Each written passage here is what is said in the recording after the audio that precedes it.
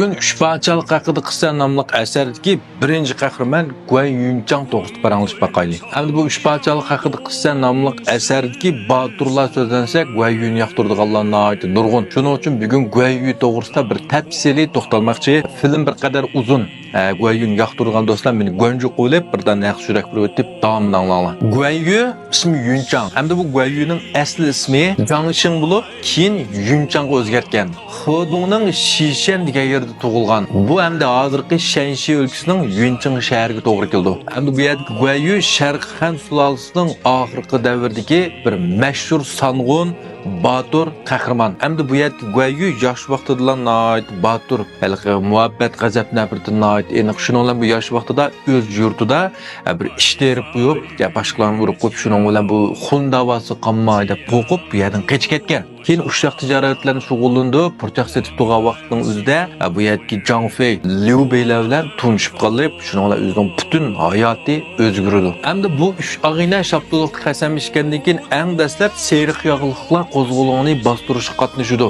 Liu Beining boshchiligida o'sha vaqtning o'zida Zhang Fei o'zining mol-mulkini setib, bularga jang etib, qurol-jarog'ni olib, ancha-muncha qo'shin tashkillab, bularga yordam qildi. Hamda mushar bir muhim nuqta seriq yog'liqlar qo'zg'oloniga qatnashgan vaqtning buni bastirish uchun kim kelgan? Shiliangdan Dongzhou kelgan. Dongzhouning mashning ichidan, mash muasirning ichidan mash 3 og'ina qutuldirib qo'ydi. Mash 3chi Dongzhouning hayotini eng dastlab mash 3 qutuldirib qoldi. Biroq Dongzhou bu vaqtda bularga rahmatmi demay ketdi. Balkim o'sha vaqtning o'zida bular Dongzhouni qutuldirib qo'ymagan bo'lsa, butun tarix boshqacha bo'lib qo'ydi.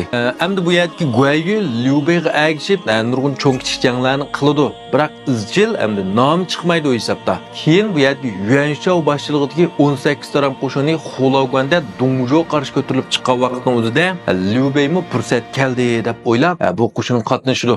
Hamda bular qaytilgan vaqtning o'zida eng dastlab bularning qilch inoat bo'lmaydi. Chunki 18 taramning baglarining hammasining nurg'un qo'shinlari va iqtisodi va kuchi va yer maydoni va biroq Liu Beining bu ikkinchisidan boshqa hech nimasi yo'q. Hamda bular qaytilgandan keyin eng dastlab bularning inoat bo'lmaydi. Tunji inovatni 19-taram qo'shinning begi degan mush gapdimi? Guan Yuning boturligidan kelib chiqdi. Yana shu vaqtda kim keldi? Dongzhouning 4-baturi deb nomagan Hua Xiong nar tortib keldi. Shuni bilan bu vaqtning o'zida Yuan Shuo'ninki deymiz, Sunjanning deymiz, Liu Biaoning onun buning boturlari chiqdi. Hua Xiong bilan necha qapas elishmay hammasi jinni septirdi. Shuni bilan 18 taram qo'shini ham qo'rqib sarosima tushundi. Voy, bu kim bu? Deb ketgankan bu Hua Xiongni bular tunmaydi-da, Sao tunuydi. Sao chiqib Hua Xiong degan Dongzhouning 4-baturi. 4-baturi? Biz 18 baglikning butun boturlari yig'ilsa, bu aran 4-baturni avatibdimi? Oldida kuchaylan kim degan keyin birinchisi Liu Bu, ikkinchisi Li Jue, uchinchisi Go Si, to'rtinchisi Hua Xiong degan keyin hammasidan qo'rqday biz yaratmagan Hua Xiongga teng kelolmayotsak, Liu Bu qaz ishva o'xshaydi bizga. Deb turgan vaqtning o'zida kamini chavandoz Guan Yu chiqib Hua Xiong bilan elishay deb Guan Yu boturlik bilan o'tirib tushdi. Hamda bu vaqtda Guan Yu bir odatli bir chavandoz, hech kim tunmaydi. Shuning uchun bular ko'z kelmaydi-ku. Jangchi boturlik qilaydi o'tabsa, jinon zeb bermoqchimi, bu chiqib Hua Xiong bizni ko'z kelamdi degandan keyin Sao bir qarab, hamda bu yerga Guan Yuning badanidan qahr g'azab, boturlik, jasurlikni ko'rib bir chiqib elishib baqmsunmi deb buningga bir qadar may tusdi. Biroq Guan Yu kichkina bir Hua Xiongni o'ldirish uchun bu may ichib yurgimni yo'g'antishning hojati yo'q. Men chiqibli kiray deb vaqtimizda chiqib ketdi. Chiqib bu yerga Hua Xiong bilan urushqini qarsak, bu yangi Üçparçalık haqida qissadim yaxshi ta'sir bergan. Guan Yu bardar shamchirni mashina so'rab akilib, bir chepishida Hua Xiongni etiga qo'shib chepatdi. Hamda bu yerga Guan Yu'ninki bu bardar shamchiri 82 jinglik o'tkir bir shamshir, shunami? Shuni bilan bu Hua Xiongning kalsi mardoni ko'tirib chiqib o'ttirib tashlaydi. Hammaylar shuni bilan qoyil bo'lib, Guan Yuning nomi butun elga taraydi. Guan Yu birinchi Wang Hong'a aylandi. Shuni bilan bu yerga Liu Beimi hamda buning pasboni bo'lgan keyin hamda 19-taram qo'shinning pasboni bo'lsin degan nomga erishdi. Hamda keyin bu yerga Liu Bei Taochangga yordam qilib Shujoni saqlaydi. Keyin Liu Bu keldi. Bu mush vaqtning o'zida keyingi jangda hamda bu Sao bilan bo'lgan jangda bular yengildi. terip beren bo'lib ketadi keyingi bir janglarda. Shuning bilan bularniki inisi hammasi yo'q. Guayu Saosovniki tikosini dasab, bu vaqtda Saosov al bo'lib ketadi. Ya'ni 3 shartni qo'ydi-ku hamda. Bu 3 shartni qo'ygandan keyin bu yerga Saosovni qishga olgandan keyin Saosov Guayuni haqiqatan bak yoqtirdi. Nəhayət etibarlab ishiltirdi.